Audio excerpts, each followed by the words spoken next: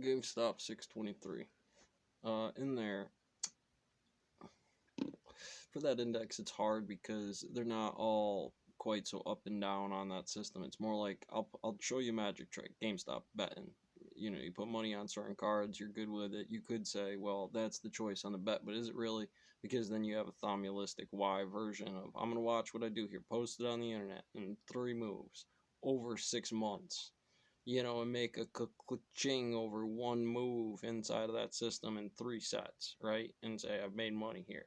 And I put that on there as every single time I do that. Otherwise, I've made a long index for every one of my hits, and they should all hit regardless. I could sell out now and make money on them from where I bought them in, and that would pretty much make me that version of that. Otherwise, let me backtrack here to that day trade.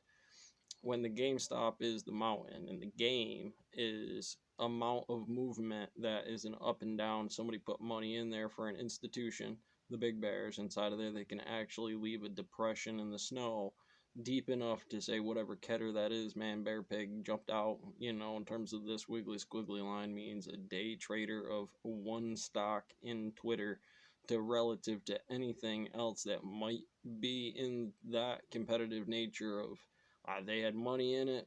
They don't crank the crank any more than put that in there and share it with potentially Z's model to be able to big snake IO that thing at any point in time, liquidating 900 million. Tesla could without really changing the stock index. There's a video I won't put up for that. Relative to this concept, if the foundation of that material was good, you could even say, even if he sold it, why would people buy back up on that, you know, or why would the market probably not 800, but if it leveled off so much different, it would still be a high cap.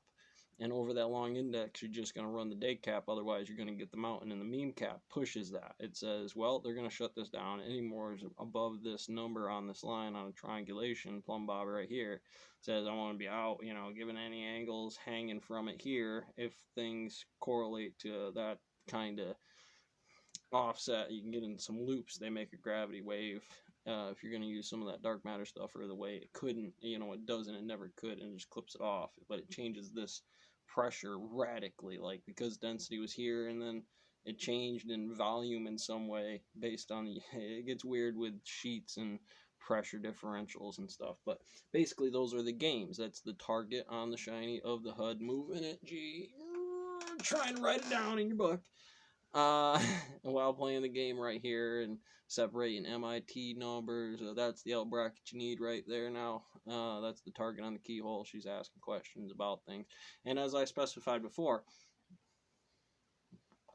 having the reference is important. What they were doing was kind of ugly, and then therefore they didn't just take me out back and beat me the hell out of me, or you know, there was a real case to it where things were actually moving in terms of cost lines that will improve their systems now because they were handled more correctly and more efficiently than the version of Doomslayer at 99%. This kid come in here and just, bye, what's up?